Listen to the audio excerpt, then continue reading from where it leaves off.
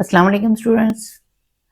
आज हम जो है वो blood circulatory system chapter number 3 class 10th bio का जो टॉपिक है ब्लड सर्कुलेटरी सिस्टम, उसका जो है ना नेक्स्ट टॉपिक है हमारा, वो है रेड ब्लड सेल्स।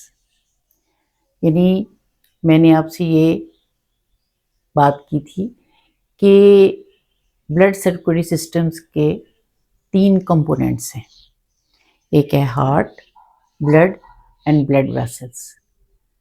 हमने इस वक्त ब्लड को डिस्कस कर रहे हैं और ब्लड से रिलेटेड हमने ये कहा था कि ब्लड जो है उसमें 55% ब्लड प्लाज्मा पाया जाता है और 45% सेल्स, ब्लड सेल्स या blood like cell like bodies. तो कल हमने जो डिस्कस किया था वो था ब्लड प्लाज्मा के बारे में। आज हम सेल्स के जो ब्लड सेल्स हैं, तो ब्लड सेल में सबसे पहले आ जाता है रेड ब्लड सेल्स। कि आपको पता है ज़्यादातर हमारी बॉडी में होते ही जो है ना रेड ब्लड सेल्स हैं। यानी समझ लें कि 30 ट्रिलियंस जो हैं वो रेड ब्लड सेल हैं जो हमारी बॉडी के अंदर इस वक्त पाए जा रहे हैं। और इसमें 2 मिलियन डाई होते हैं हर सेकंड के बाद। 2 मिलियन ख़त्म हो जाते हैं और उसके साथ साथ उसकी रिप्लेसमेंट में दूसरे बनते जाते हैं। यानी अल्लाह ताला का सिस्टम आप देखें कि पुराने जो है ना वो निकलते जा रहे हैं और उसकी जगह फ्रेश जो है ना रेड ब्लड सेल्स बनते जा रहे हैं। तो ये भी मैंने आपको बताया था कि एक एडल्ट ह्यूमन बॉडी के अंदर 5 लीटर जो है ना वो ब्लड पाया जाता है। तो आज हम रेड ब्लड सेल्स के बारे में तफसीलन पढ़ते हैं कि वो क्या है। एक तो ये कि ये डिस्क शेप होते हैं, ठीक है। यानी अगर हम इनको माइक्रोस्कोप के नीचे देखें तो ये डिस्क की जो है ना वो शक्ल के होते हैं, बिल्कुल ऐसे बाहर से जो है ना ये उभरे हुए और अंदर से इसमें डिप्रेशन होता है, यानी इसमें घड़ा सा होता है। तो ये जो है ना वो इसलिए होता है, अल्लाह ताला ने इसका शेप ही ऐसी बनाई होती है कि ये आसानी से ये कैपिलरीज में से, क्योंकि कैपिलरीज बहुत छोटी होती हैं, उसमें से आसानी से गुजर सके। और इसके बाद इसमें सबसे जो ज़्यादा प्रोटीन पाई जाती है वो है हीमोग्लोबिन। हीमोग्लोबिन की वजह से इसका कलर होता है, ठीक है। यानी सबसे ज़्यादा हीमोग्लोबिन प्रोटीन है जो कि पाई जा रही है। हमारे जो है एवरेज में जो कितना जो है ये कितने मिलियंस हैं, पहले भी आपको मैंने बताया 4 to 5.5 मिलियन पर mm3 ब्लड पाया जाता है, ठीक है। यानी इतने ब्लड में हमारे पास 4 to 5.5 million red blood cells पाए जा रहे हैं। अब ये बनते कैसे हैं, कहाँ पे बनते हैं?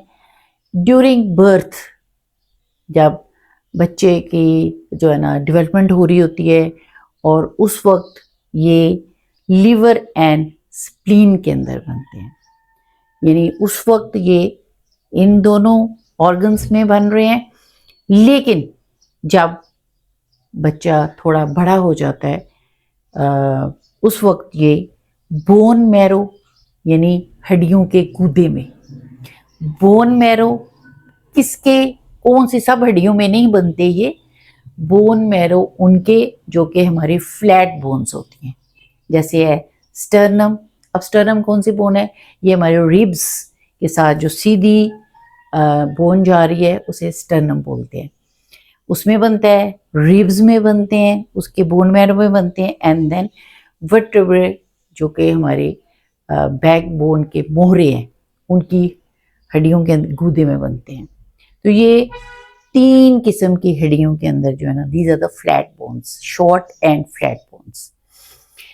इसके अलावा जब ये बनते हैं उस वक्त इनमें न्यूक्लियस पाया जाता है, यानी nucleus are present in beginning stage. लेकिन जब ये मैच्योर होते हैं, यानी थोड़े टाइम गुजरता है, तो ये इसमें न्यूक्लियस जो है ना वो गायब हो जाता है। ठीक है, अब टोटल इसकी जो एज है ये 120 डेज है। 120 डेज जो है ना, यानी आप समझ लें कि 4 मंथ्स। ठीक है, हाँ जी, 4 मंथ्स बनते हैं ये। 4 मंथ्स के बाद ये ऐसा, आपको मैंने बताया ना कि 2 millions die and replaced every second, यानी हर सेकंड में 2 मिलियन जो है ना वो खत्म होते हैं और साथ साथ रिप्लेस्ड होते जाते हैं, उसकी जगह नए बनते जाते हैं। अब इनकी जब लाइफ कंप्लीट हो जाती है, यानी 120 डेज जब ये कंप्लीट हो जाती है, साथ साथ ये बॉडी में से रिमूव हो जाते हैं। अब ये रिमूव करते हैं, जितने भी ये जो ओल्ड रेड ब्लड सेल्स हैं ये चले जाते हैं लीवर में, और वहाँ से ये आहिस्ता आहिस्ता रिमूव हो जाते हैं। ठीक है, तो ये रेड ब्लड सेल्स की पूरी एक समझ लें कि हमने उसको एक्सप्लेन किया है कि रेड ब्लड सेल्स क्या होते हैं, क्यों हम इसे रेड ब्लड सेल्स कहते हैं, किस वजह से हम इसे रेड ब्लड सेल्स कहते हैं। तो ये इसकी जो है कि चूँकि ये हीमोग्लोबिन इसमें ज़्यादा पाया जाता है, इस वजह से इसका जो कलर है वो रेड ब्लड सेल्स पाया जाता है। तो ये आपको पूरा मैंने इसके बारे में बता दिया। ये इसकी डायग्राम है, आप इसको नोट कर लें कि इसी तरह इसकी जब आप लिखेंगे तो इसकी डायग्राम भी आपने इसी तरह बनानी है और उसको एक्सप्लेन करना है। तो मुझे उम्मीद है कि आपको समझ आ गई होगी।